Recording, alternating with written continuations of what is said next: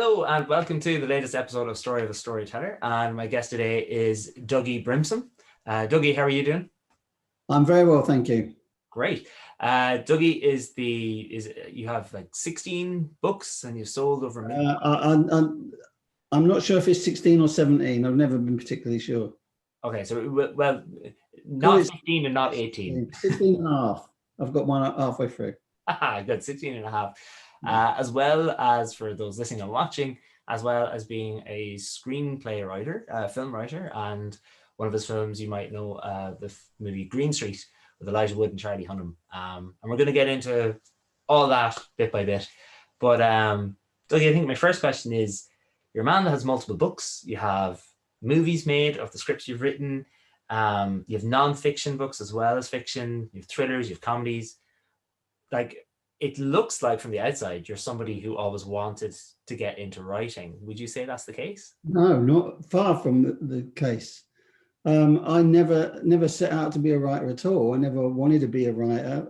I still struggle to come to terms with calling myself an author or a professional writer. I literally fell into it by accident. I left school at 16. Went into the Air Force, did 18 years in the Air Force. And then when I came out in 1994, I had absolutely no idea of what I wanted to do, other than the fact I didn't really want to be an engineer and I didn't really want to work for anybody else. And I ended up working as an extra on film and TV, doing stuff like The Bill, movies and TV stuff. I did a Bond movie. I did all sorts of stuff. You'll see me walking around in the background. And what Bond movie was it? I think it was From Russia with Love. Oh, okay. You can see me driving around in the background. So it was great. It was brilliant fun. And then Euro 96 was approaching, which was the European Championships, football championships to be held in England. And there was a lot of talk about football hooliganism and the potential threat it posed. And as someone who'd been going to football all my life, really, me and my younger brother, who I used to work with all the time, we started to think all this stuff that they're saying is bollocks, really. It doesn't equate to us as two lads. I mean, we weren't particularly hooligans. We were just lads who went to football and liked the culture, the clothes and the music and all that stuff that was prevalent at the time. And the violence was a spectator sport for us. But if you went home and away, it was with your club, as we did, it was everywhere. And all this stuff we were hearing didn't equate to us. And we started to think, we should look at a way to try and make some money out of this. And the obvious one was a book. Yeah. And so we started speaking to other lads that we were working with on film sets, and their experiences. Oh, so your brother was doing extra work as well? Yeah, that's how I got into it. I had two brothers doing extra work at the time. Oh, right, okay. Family business then. We used to work together a lot, and we were talking to other lads on film sets, and their experiences was the same as ours. Their opinions were the same as ours. So we started to work out how we could do it. I mean, this was still mid 95. Okay. And we came up with a format which we thought would work. We knew we couldn't write about ourselves because we were just peripheral figures. We didn't, we didn't want to write we went there and beat them up and then came home type book. We wanted to write something that kind of contradicted all this stuff that was being said, that we was all right wing and from broken homes and thick and all that sort of nonsense. And so we worked out that the best way to do it was to use other people's stories and give them an opportunity to tell their stories. Because when you go to football, all you do is tell stories about this, that, it's the thing. So we started asking lads if they'd want to write something for us. We wrote some of our stuff. And then in amongst that, we did a history. We researched the history of hooliganism more from a bloke's perspective than an academia world. And we interspersed that with our opinions on all the issues relating to football like the policing, the media, racism, politics, hooliganism, all that sort of stuff. And we thought there's a book now. We've got the outline for a book. So we started to put flesh on the bones. And then in the end, we realized if this is going to work, we've got to get it published, because it's got to be out in May 96, ahead of the term. Otherwise, it's a waste of time. There was an opportunity coming up, and it was before that. We had a window of opportunity. We had no idea if anybody else was ever going to do it, but we thought, well, we might as well have a shot. And so I walked into Smith's, picked up a book, I think it was Gary Lineker's autobiography. It was published by Hodder Headline. I wrote to Hodder Headline, said, we want to do this, are you interested? It landed on the desk of a guy called Ian Marshall, who was the guy who does the Playfair cricket annuals every year. He still does them. And he wrote back to me straight away and said, we're interested. Can you send us some stuff? So I sent him some stuff. He liked it. Said, can you send me some more? We sent him some more. He said, can you send me some more? And I said, well, you've got about 10,000 words now. You either want it or you don't. If you don't, then we need to go somewhere else. Yeah. And I was actually sitting in a bar in Hamburg. That was if you don't mind me saying, that was a gutsy move to, The thing was, this was the thing, we didn't know any other authors. Yeah. We didn't know how it worked at all. It was purely a punt on our part. And it was a long time before I realized this isn't how it works for everybody. And I was in Hamburg drinking a bar with an actor called Tony Hogarth, who, he's long dead now, but he was famous, very famous at the time. And my wife rang me and said, there's a letter here from Headline. And I said, well, I'll open it. And she said, they want to do your book and they want to pay you in advance. Oh, great. And it was brilliant. And we were off and running, as simple as that. And the book came out in May 95. And because we both had shaven heads, we were both like Yorbish looking blokes. And Headline said to us, look, how do you want to promote this? And we said, you just get us anywhere and everywhere. We'll do whatever you want us to do, because we just want to sell shitloads of books. Because we thought we'll write one book and we'll make enough money to retire. And to their credit, Headline got us in on everywhere, primarily because the media, the country was in a frenzy about this tournament anyway. And all of us, and they've been talking about hooliganism. It was the big issue. It was the big fear. And all of a sudden, you've got two shaven-headed yobs who are like pro-hooligan. Effectively, that's what we were portrayed as. Yeah. And they thought, we've got, this is like raw meat for us to chew on and gob out. And we'd go in. We didn't take no shit. We were quite eloquent, quite considered. We didn't argue with anybody. We just put our points across. And we were everywhere, from breakfast TV to late night TV, Radio 5, talk radio, everywhere. And the book went mental, absolutely mental. In fact, we released it in 2011 when ebooks kicked in. Yeah. And it's on the free book, I gave it away for free.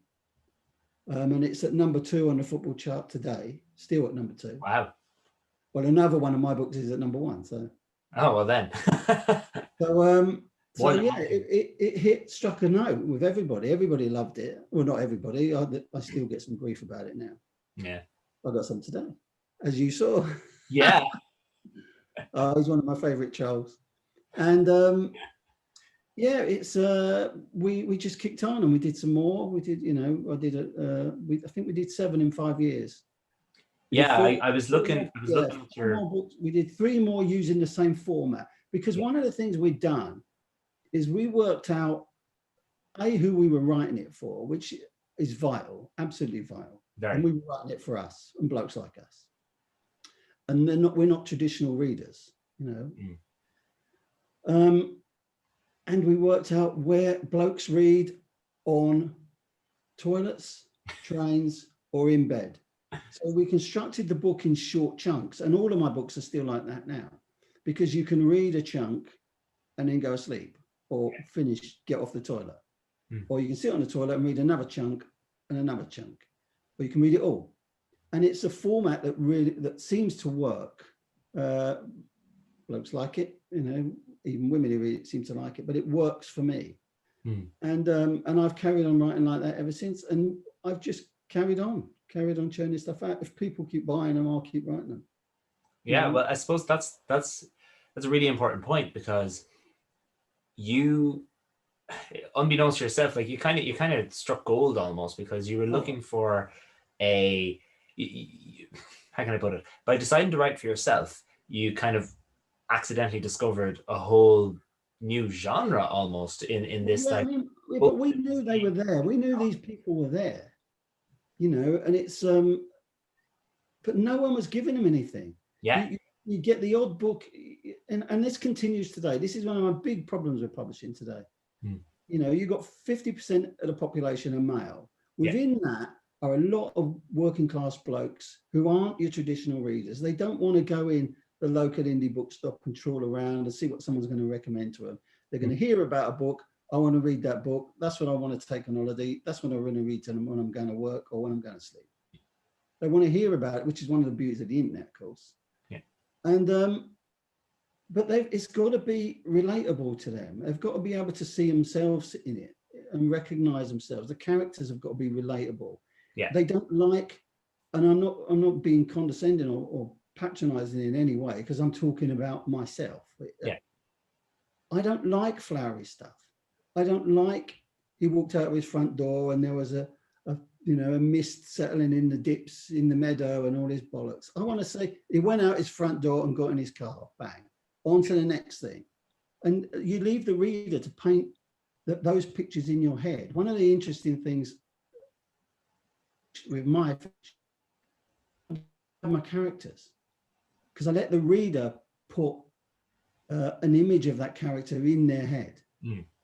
And I know, like in The Crew and Top Dog and In the Know, I know what Billy Evans looks like. And it's one of the problems I had when we went to film, when we filmed Top Dog, was a big transition, because the Billy Evans in my head suddenly became Leo Gregory.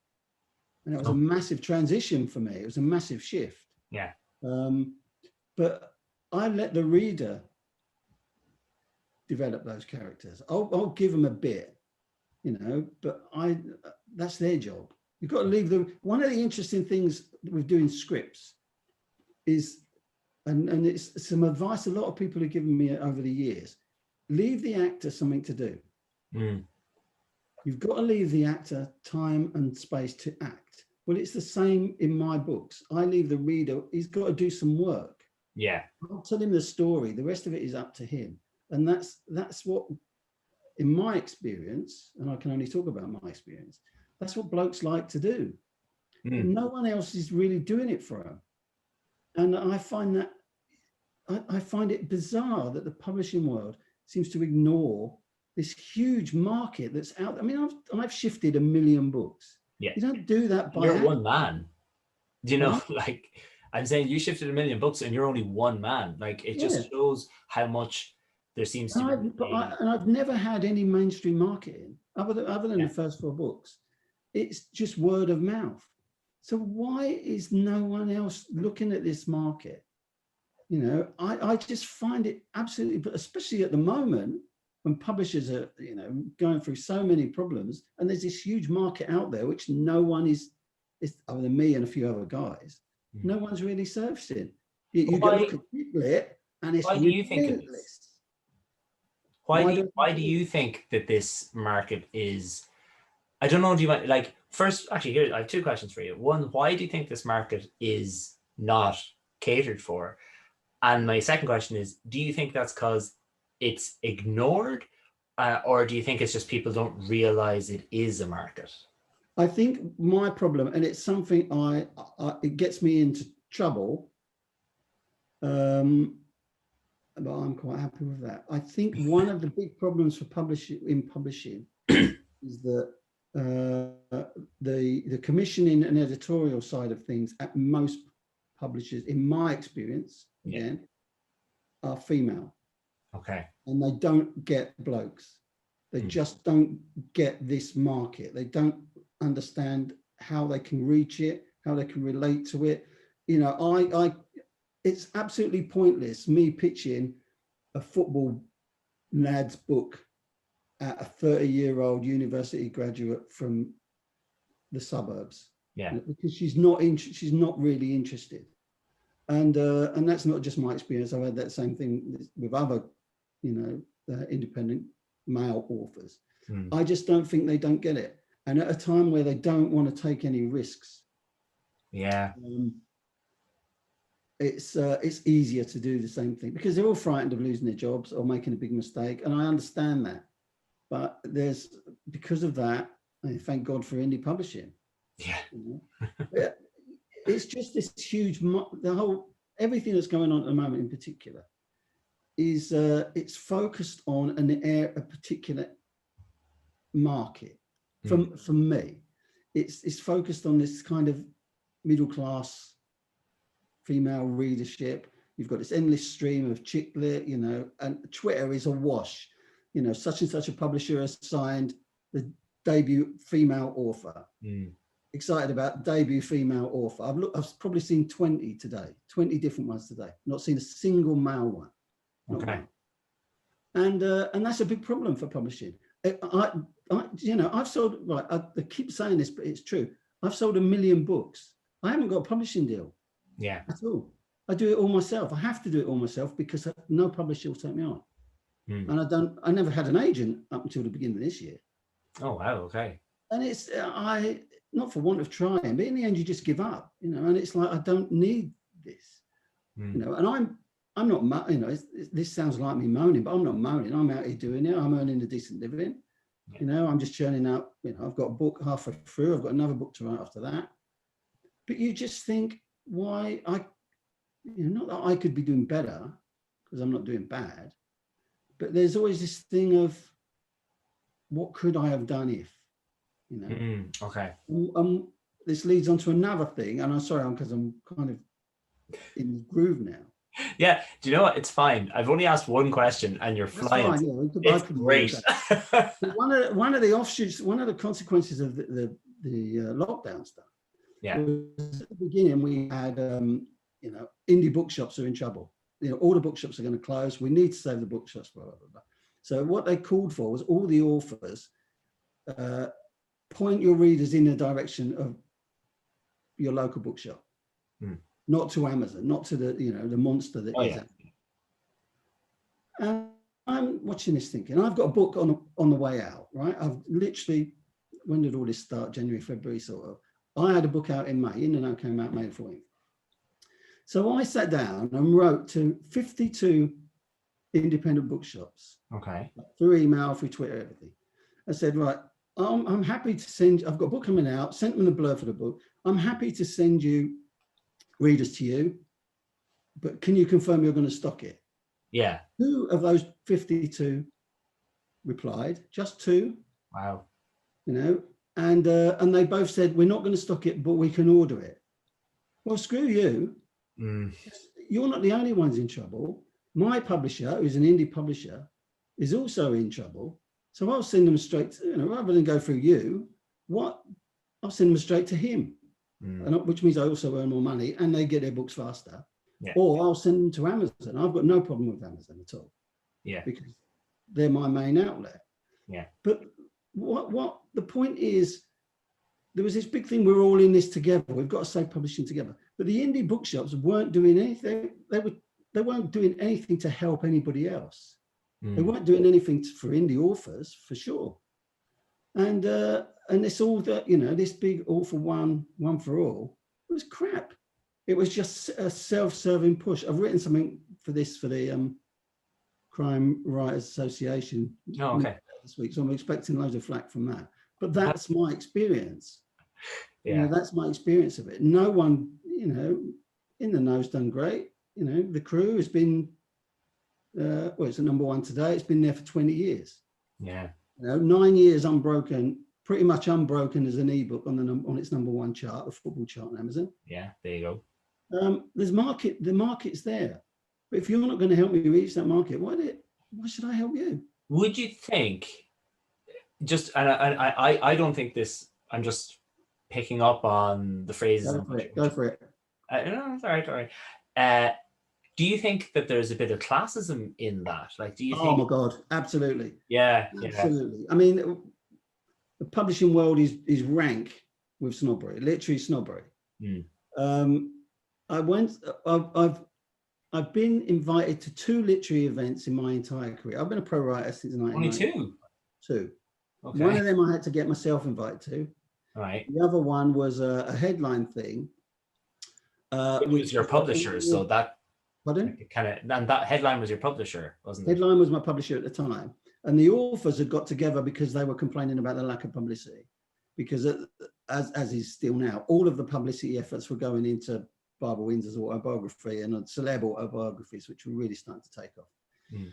And I went into this room, listened to all these middle-class snobs. I'm sat at the back feeling completely out of place. Yeah. And there was a woman stood with me. She must have been in the 60s or 70s then. And am I allowed to swear on your pod?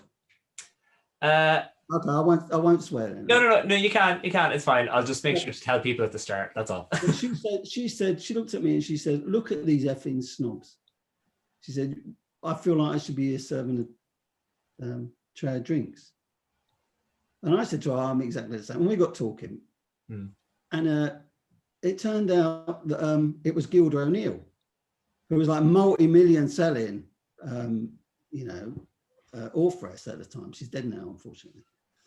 But she said to me, this industry is, if you're working class, you've got no chance of getting accepted because they'll never accept you.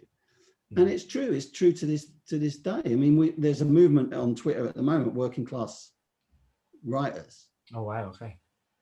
And there was a report out earlier this year that we need to get more working class people into writing, into publishing generally. Yeah. But that report has died.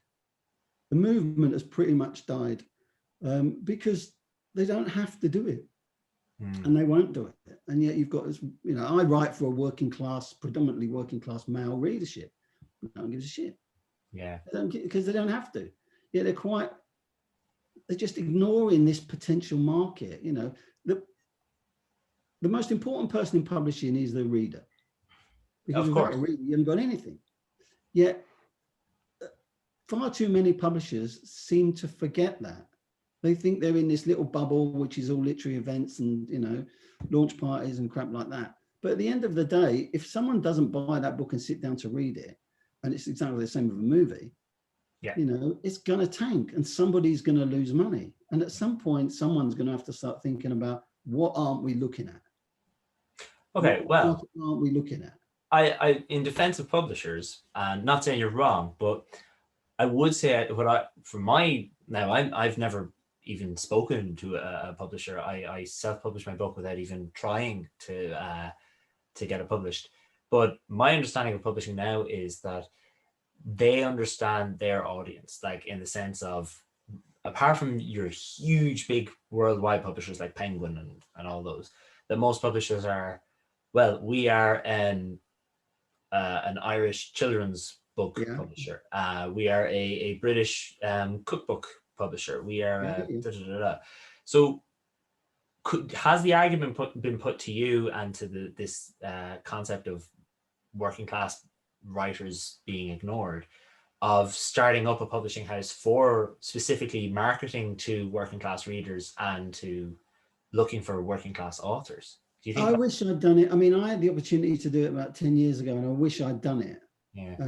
But at that time, I was more into doing film stuff, so I didn't bother. Okay. I think there's certainly room, I think, for an imprint within one of the big houses.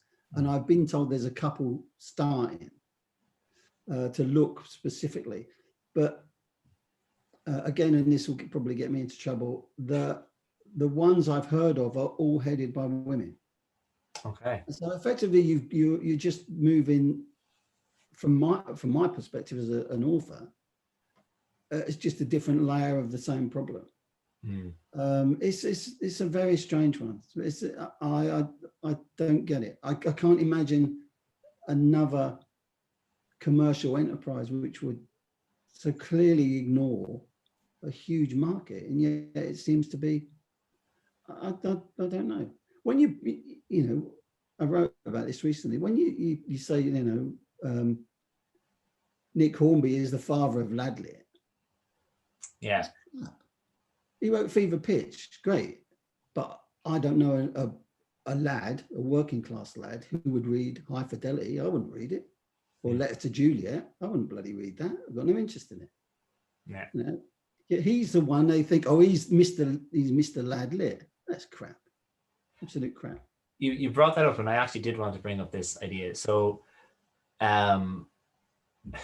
there's so many different things I want to ask you, and I don't know where to start. So, let's start with Ladlit. What first, for anyone listening or watching, that what is that? Could you define what you think Ladlit is, and maybe as well hooleylit, because I know you've spoken about that. Ladlit, you know, I don't like these genre titles. I mean, someone says you're a niche author.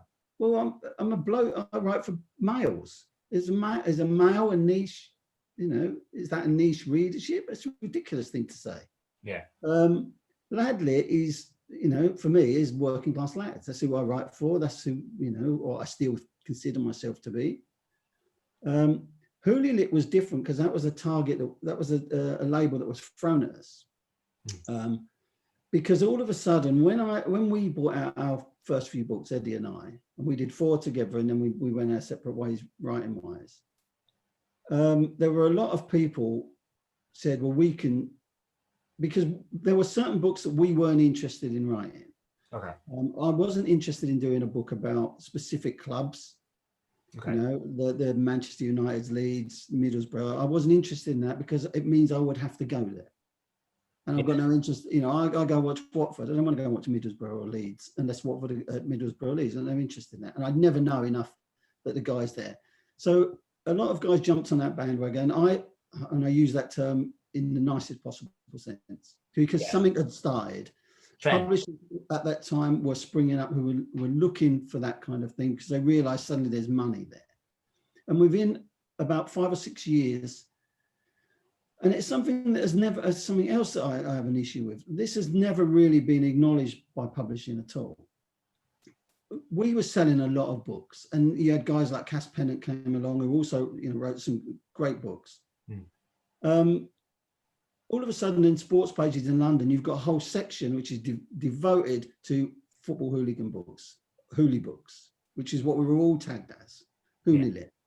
Yeah. In the end, there was something like 72 books written which were within that genre, and they're still coming out. They're all indie published now. But most of those books were by first-time authors. Okay. Now, that's a huge deal, because all of a sudden, you've got all these working class blokes who are writing, and some of them went on to write some really, really good stuff. And they also brought a lot of people back into reading who hadn't read anything, because they had no interest in it. All of a sudden, you've got someone like them who's writing about them, about a world that they know intimately. So they're back reading, you know, and I still get letters from guys just say, yours are the only books I've ever read.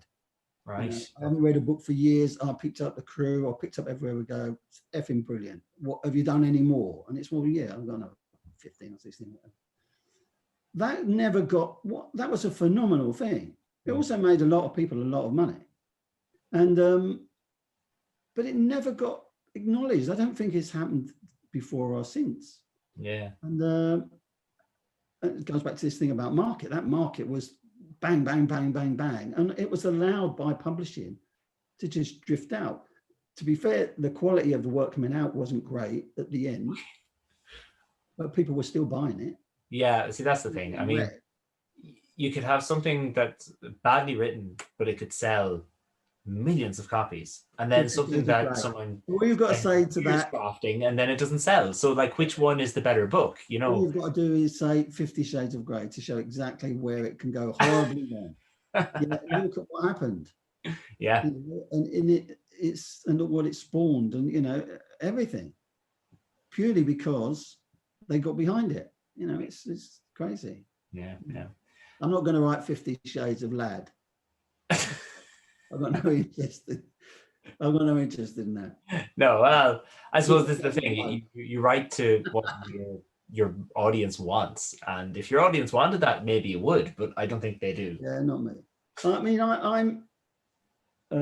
I'm driven by my readers, really. Not just in the sense of,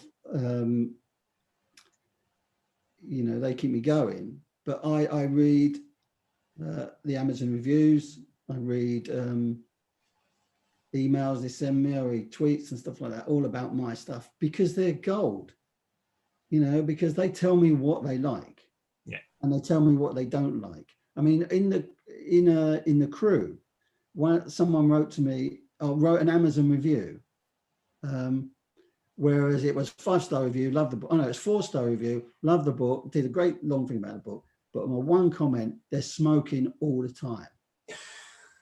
And and he was right. What he said was, the author, it's almost like the author uses it as a plot device to buy himself time.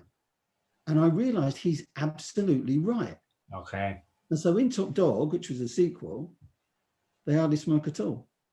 They all got nicotine patch. No, he does it every so often. No, but it was just like he lit a cigarette, because for me, that filled up the page part of, but it buys me character time and stuff like that. And all that information is in there. You just got to dig it out and find it. But I wouldn't, as you said before, I've written a huge, diverse range of stuff. Yeah. But I wouldn't write anything. I've got a nice collection of beta readers who have all come from my readership. And I'll always ask them about a project before I start it. And if they say no. Before you start writing? Yeah. Oh, okay. If they say no, say, well, the effing hell would I want to read crap like that? And I won't do it.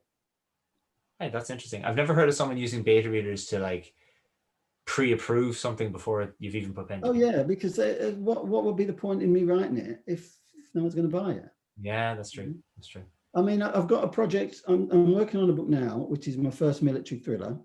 Oh, okay. Which is going really well. And I've done, again, through Facebook, my beta readers, I've just run a competition for people to name the characters in the book. Have a character in the book named after them. Very good. And that finished yesterday. So I've named all my characters after. I've just done cut and replace today with all these new names. Yeah. And but the one after that is going to be a big departure for me, because it's based on a script. It's about 4 women. And I'll probably write that under a pseudonym, because I would really, really like to get that into a bookshop, because it's much more marketable kind of book, I think. Okay, and then why is it? So I find this interesting because you seem to be, I don't want to say against publishing houses and stuff, but it's more like you've made it very clear that you feel unrepresented and ignored by the publishing houses. So now you have this other project, which I'm sure you don't want to talk too much about the premise and stuff about. So why are you now going to them instead of staying indie? Purely because I think it's not my readership. It's not aimed at my readership. It's about 4 women, so it's a comedy, and I've done comedies before. Yeah. But it's not a bloke's comedy. It's more of it's in the same kind of vein as the Thursday Murder Club, if you like. And I couldn't reach that market. I because I've got no links with it at all, and I would need to get it to somebody who could do that for me, because it's a film as well. Hopefully it'll be a film, so it'll be a film tie-in, which gives it an extra dimension, of course. So I'm almost certainly going to do that. And I'm not particularly convinced that my readers would go for this book, which is another thing. But it's one of those books, I've always wanted to write. Ever since I heard about this story, I've just thought this is a great book. Yeah. And it's a stretch for myself, really.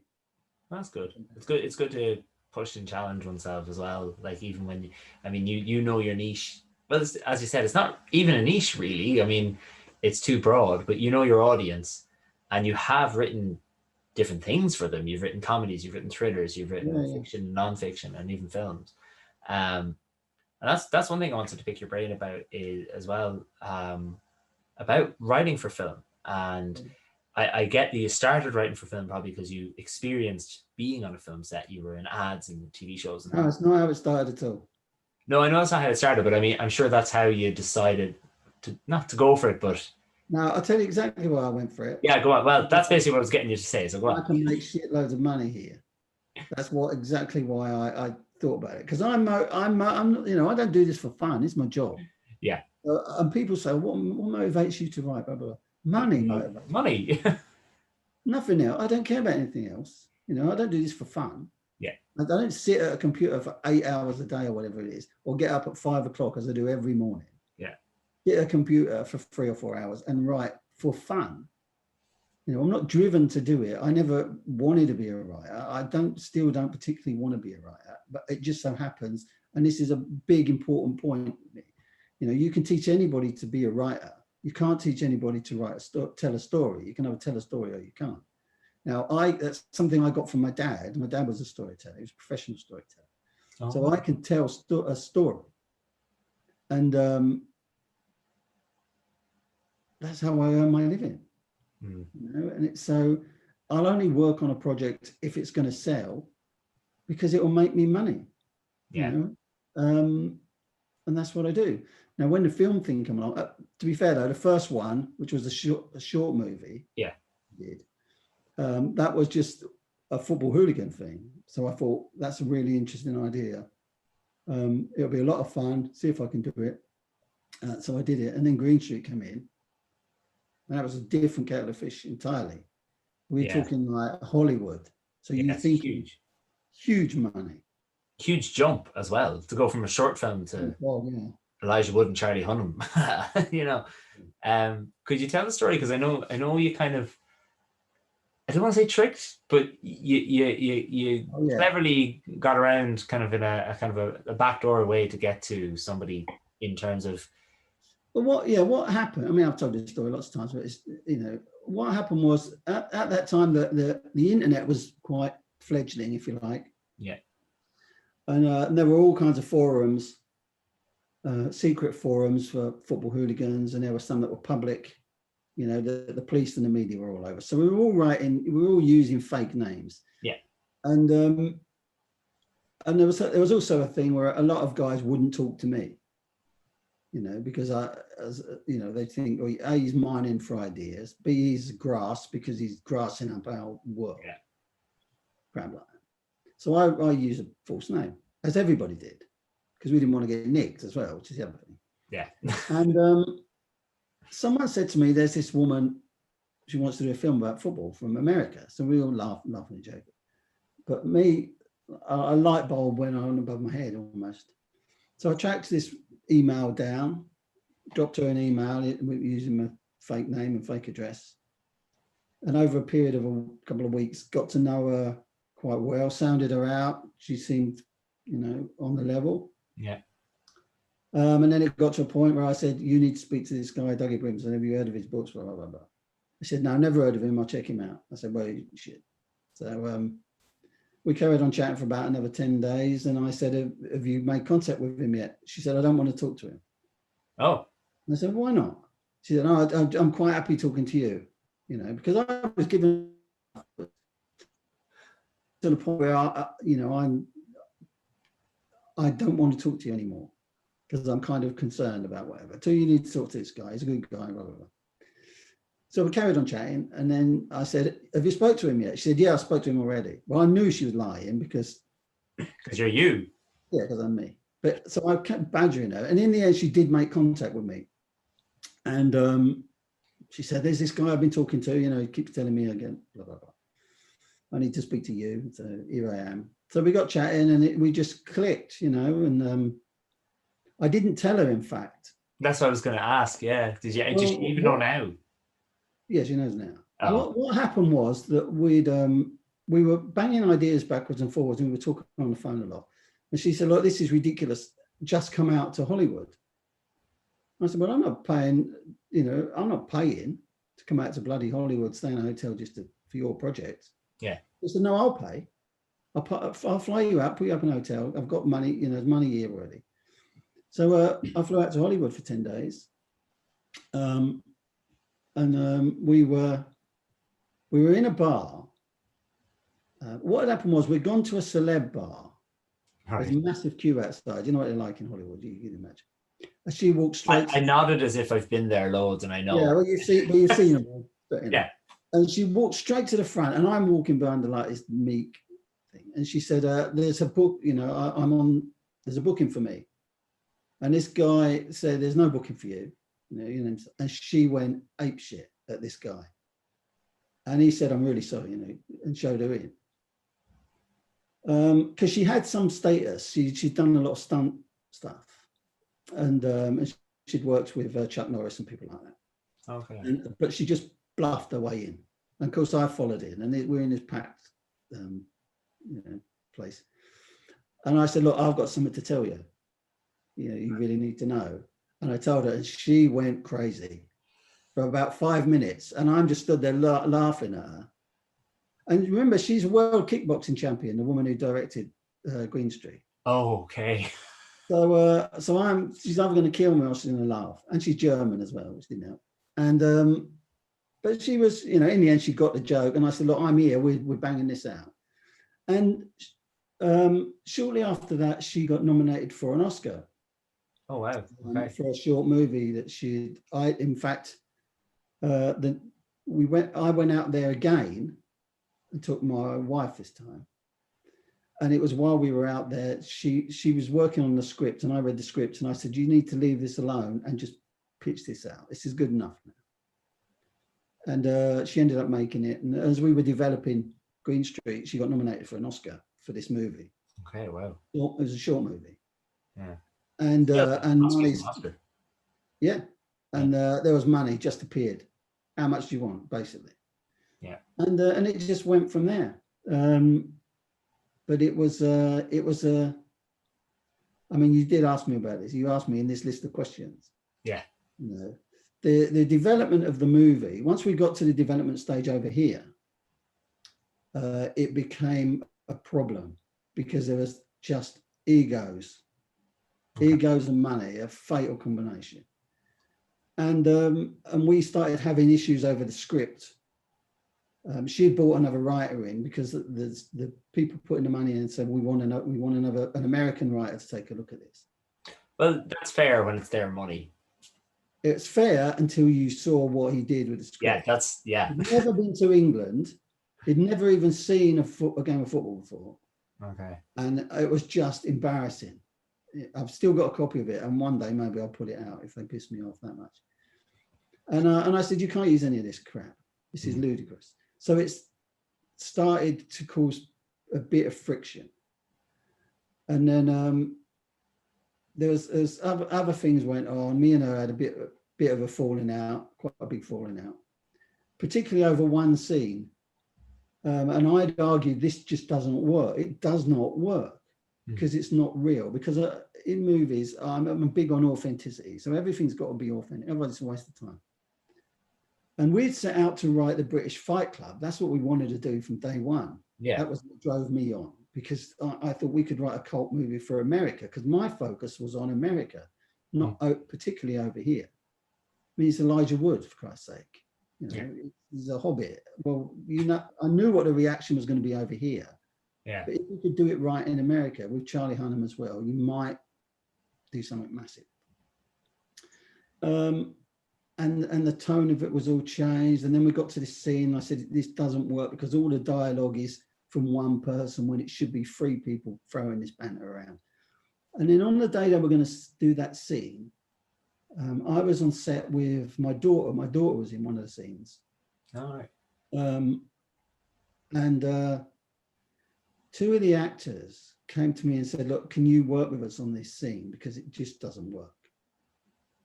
And I said, yes. So I went into one of the caravans, and there was three of us sat down. Leo Gregory, Mark Warren, and I can't remember the other guy's name. And we went through the scene, and they were quite happy.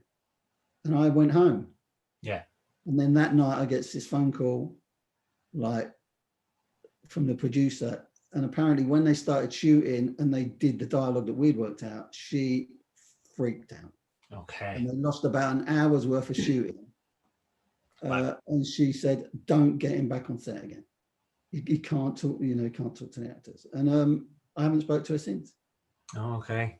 We haven't even spoken since. I didn't even go. I got invited to the premiere purely because it was in my contract and I insisted on it just to piss her off. But we never spoke again. And yeah, there's been all sorts of problems about it, which is a shame because it could and should have been a lot better than it was, I think. Do you still, like, one thing I respect about you is that even though you had issues with it and you weren't happy with it, and you literally just said that it could have been a lot better than it was, you still reference it and you still talk about it in a sense because it's still an achievement. Whereas there's a lot of people that... Why would you not? Exactly. No, that's my point. I'm agreeing. I'm saying, like, why wouldn't you? Because I feel there is some people who said, no, I wasn't happy with that, so I'm going to distance myself from it. I'm going to say... Do that. But that, yeah.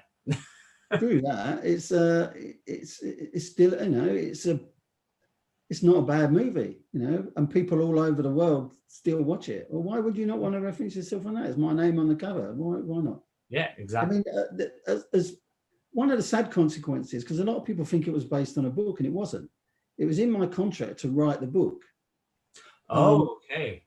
And because of rights issues with her, driven by her, the book never got written. It was a real shame because it would have been, it would have been a good book. A lot more depth to all the characters. The other thing that happened, sadly, is we were never allowed. I always wanted to develop the Bother character from the movie, the Leo Gregory. Which character? Bother. Okay. And we weren't allowed to do it. They wouldn't let us do it. So, which was a real shame because it was money in the bank for him. Even as last year, we were talking to Lionsgate about it, and they said they won't release the rights to the character. So that must be frustrating to like have something you made, but not be able to do something with it. That's part of. I mean, I never consider myself as a screenwriter. Screenwriting was a hobby for me. Okay. I don't particularly. I don't wish that sound big-headed, but I can do it. I can deliver a first or second draft. But I know that a script, you might as well write a script in pencil. Yeah. Because as soon as it gets in the hands of the director, it becomes his script. It's his movie. He can demand whatever changes he wants, and I have to give them to him. I can't argue with him. I mean, when we filmed Top Dog, and Martin Kemp from Spandau Ballet directed it. Now I'm adapting my own book for the screen, so I know the book inside out. Yeah. And I delivered him a draft, and he said, "Come over to." He lives in Rickmansworth, not far from me, and he said, "Come over to my house, stroke mansion, behind massive gates. Come over and we'll talk about the script. Go over the script." Well, so I whizzed over. There's this like palatial place. He's married to the woman I had a crush on when I was younger. Who was still gorgeous. And we sat down, with Martin Kemp Spandau Ballet. And this was the first time. I think this was the first time I'd met him, or the second time. Right. And he spent 3 hours ripping my script to shreds. Every single line, pretty much, was red lit. And I was devastated, absolutely devastated. And then at the end, he said to me, everything I'm saying to you is designed to make your script better. Thank God he said that. That's good. Yeah. And I said, well, why didn't you could have said that at the beginning, not at the end, when I'm literally on the floor here. And he said, no, the script is brilliant, but we just need to make it better. And I'm like, for Christ's sake, now he tell me. So, but in the end, the script for Top Dog was great. It was Top Dog was a good little movie. It just didn't get the traction I think it deserves. Yeah. Great cast. Did some brilliant work, and Top Dog was a great experience as well. Frustrating at times, but yeah, I really enjoyed Top Dog more than I enjoyed Green Street. Yeah, well, that's good. And I suppose the important thing to take from that is, um, even after Green Street was first, so like even after Green Street, you still went for it again. You still went for the screenplay. So it's Yeah, we've Top Dog. I co-produced it as well, so that made it better. okay. That was more fun. You get a bit But more power. it's not a very enjoyable experience for me personally. I didn't particularly enjoy it. I don't, as the writer, I always say as a screenwriter, you're not the bottom of the ladder. You're the rungs.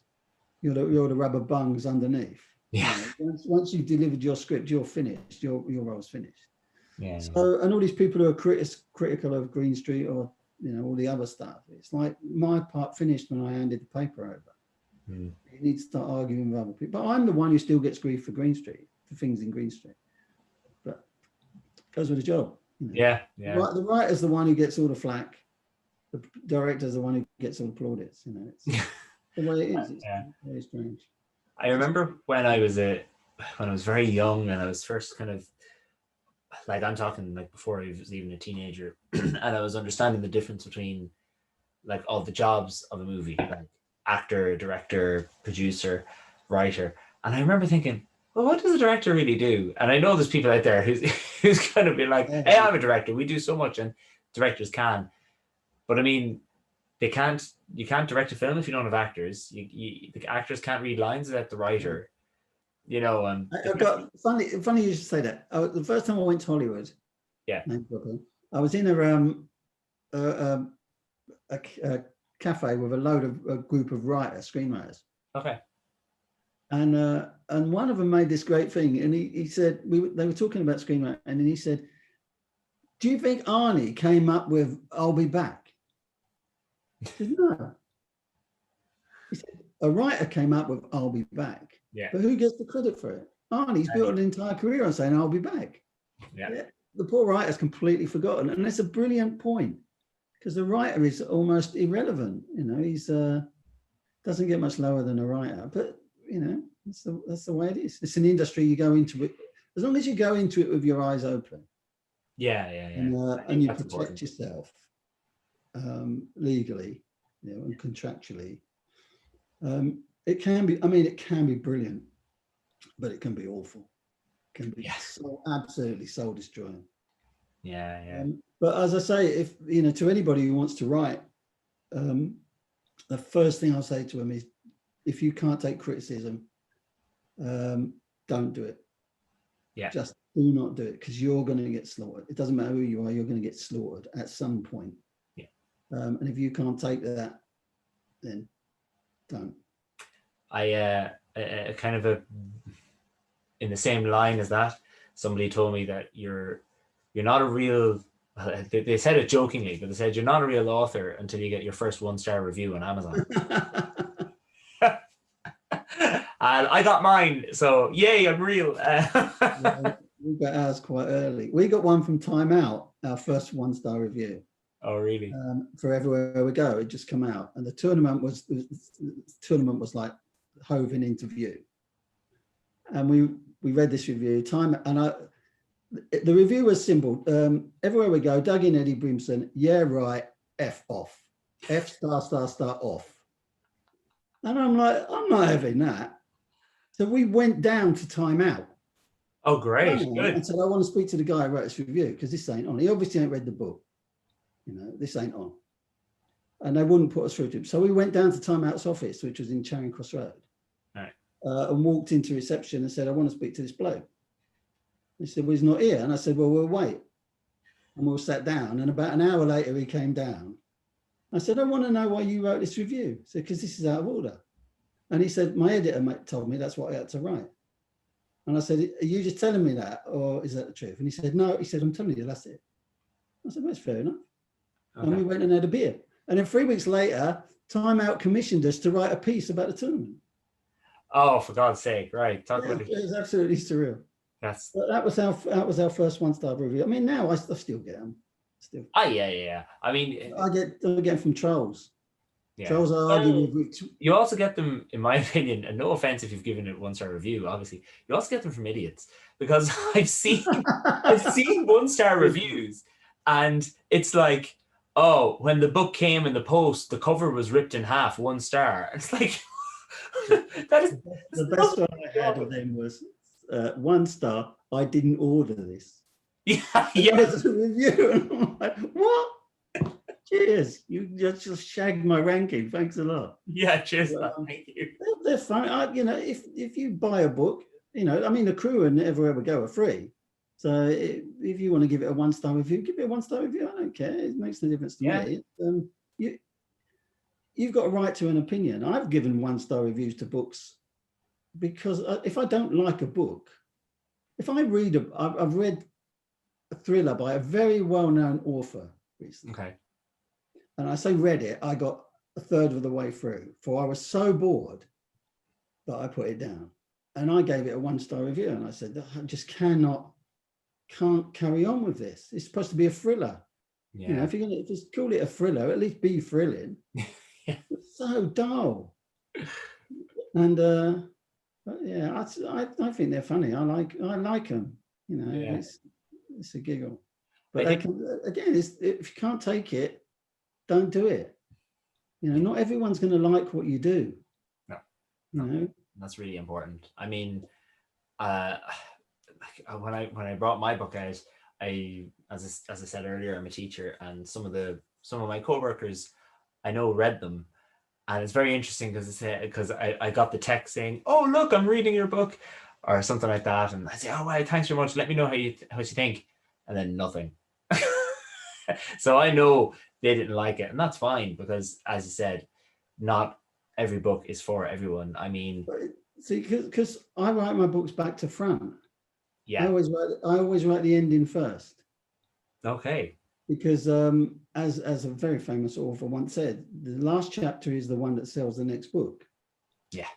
And so, and all my thrillers are inspired by ideas I've had for endings. So what I'll do is once I've got that idea in my head, and that's why they've all got twists at the end. Yeah. Once I write the ending first, it remains pretty much fixed. And the rest of the book is about character development and plot development to get me to that point. So I can go anywhere. I can take characters anywhere off on any tangent I want because I know where I've got to bring them back to and when. Yeah. And so one thing I aspire to is that my books are never boring. Someone said of In the Know, excuse me, the quote was something like, "This is a rocket ship of a read, so strap yourself in because you just won't be able to put it down." Nice. And I thought that's it. That'll do. I'm quite happy with that. That's and yeah, I've had lots of, particularly within the know, because it's about a lot about what's going on at the moment, not the COVID rubbish, but Brexit and right-wing politics and all that other sorts of stuff. Yeah. And so it is very fast. It's very fast moving and relatable. You know, if you can get your reader to relate to what you're writing, you're halfway there. Yeah, that's so true. You need, like, and I think that's one thing that I'm very, I don't want to say impressed because that sounds very condescending, and I don't mean to be condescending, but one thing that intrigues me so much about you is you know your audience so well because you are your audience. You know, like, so you know, well, if I like this, I know that I have this readership behind me that will also like it. And buy it. And buy it, more That's important. the important thing. Yeah. You know, because it's a commercial enterprise. You know, I want to make, you know, Darren, who publishes my books at Cafe Nights, I want him to keep going so he can publish the next book. So if I can do that by writing books that are going to make him money and therefore make me money, then we're quids in. Why would you know, because I write for me, it's this old thing, write the book that you want to read, write what you know. I've never understood why people have said, oh, you shouldn't write what you know. That's lazy. That's crap. I don't want to spend, you know, I wouldn't write a book about, you know, Russian ballet in 1980 because I would have to research Russian ballet in 1980. Well, research is so boring. Yeah. So time consuming and it's so boring. I've got no interest in stuff like that. I just want to tell a story to entertain, because that's something else a lot of writers seem to forget. They're entertainers. Their job is to entertain people. So keep them entertained. If you keep them entertained and give them the kind of thing they want, you can't go wrong. You just can't. It's impossible, especially if, you know, you can structure a story. You know, if I can do it, and I never wrote anything before Everywhere We Go. Yeah.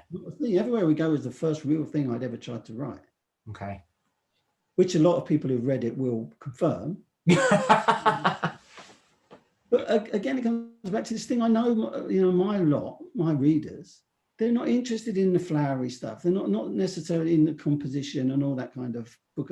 I'm never going to win a Booker Prize. I know that. I'm never going to be nominated for the Costa Book of the Year. Who gives a shit? Yeah. You know, I write books to entertain the lads I go football with. Exactly. Yeah, my market. As I said, that's your market and you know it. And yeah, absolutely. What I think is important as well, and it's something I constantly have to remind myself, is it's something, I don't know if you know the author and podcaster Joanna Penn, but she always talks about you should have your own definition of success, because for some authors, getting the Booker Prize is their main goal and that's all they want. And if that's what they want, great, go for it, you know, fair play. But you know what you want, and what you want is you want to be able to earn a living from it by selling to an exact audience, and that's what you're doing. Yeah. I just, you know, for me, it's about, if a lad will come up to me at football and say, "I read in the know," shit off. That's it. That'll do me. Perfect. You know, what more do you want? At the end of the month, I have a royalty lump come in. That's fine. That's all I need. I don't want to be, you know, J.K. Rowling. I just like doing what I do, you know, and long may it continue. Dougie, there were so many questions that I had prepped and ready, and we have to do it again. We didn't do any of them, but that's okay, because this has been a brilliant conversation, and I'm realizing we're running out of time now. So I'll have to get you on again in the future to talk more about anytime, you know, your career in the Air Force and so much more of the things I'd like to get to know. So we'll leave this as a to be continued, and I'll get you back some other day. I just want to say one question you asked me. The last book I read, because I've just read The Thursday Murder Club. Oh, okay. Richard Osman book, because I bowed to pressure. It's a fantastic book, but the ending left me a bit flat. Have you read it? No. The way it's written is just sublime. It's just a brilliant book, and it's one of them books you read and you think, shit, I wish I could have done it. Why can't I write like this? But I'm currently reading a book called Harrier 809 by Roland White, which is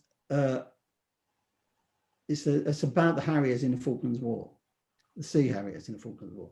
Okay. And it's I cannot put it. It's not often I say this, but I cannot put this book down. It's absolutely brilliant, and it's a factual account, and it's a factual account, but it's faction, if you like. It's written in a way that it's so exciting, and I was there, so I went. I think that's normally called narrative nonfiction. I think it's a true story, but it's written like a but it's full of facts. But he's written it. It is so exciting. But I just cannot put this book down. And my previous favorite book was another of his, Vulcan 607, because I was involved in the Vulcan raids during the Falklands War. So that really interested me. But this book is equally as good. I'm loving it. Absolutely loving it. Brilliant. So I wanted to give a plug for Harrier 809, because it's a brilliant book. I know. Good. Plug away and mention it away. And speaking of plug, you don't have to talk too much about your websites and everything. If anybody wants to check out Dougie's books, I'll have all the links in the comments or in the description or wherever you're watching or listening. It's all there. Dougie, thanks so much for doing this. It's been great. My pleasure. It's been a game.